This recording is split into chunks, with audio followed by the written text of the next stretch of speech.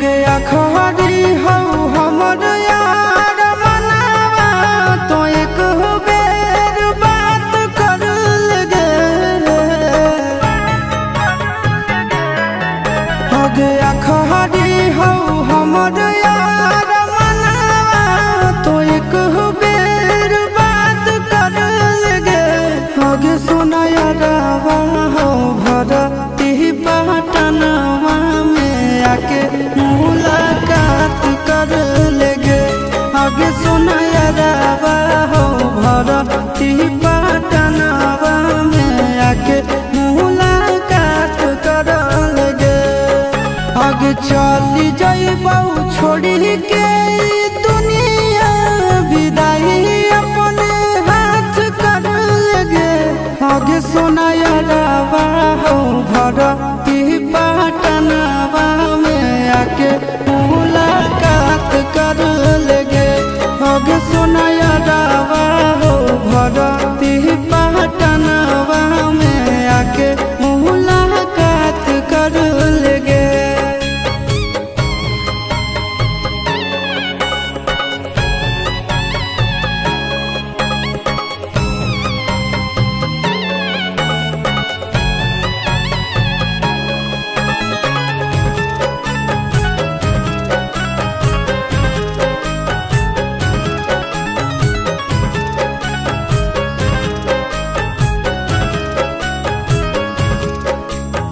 मरे घर पनिया पिलाई दी है जान गे। कफन ओढ़ाई दी है टूटत ही जब प्राण गे। मरे घर पनिया पिलाई दी है जान गे। कफन ओढ़ाई दी है टूटत ही जब प्राण गे। आगे हमारा से तोरा जाती प्यार होता भेंट साक्षात कर लगे।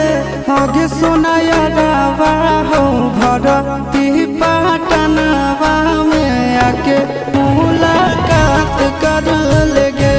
आगे सोना यारवा हो भरती पटनवा में आके मुलाकात कर लेगे।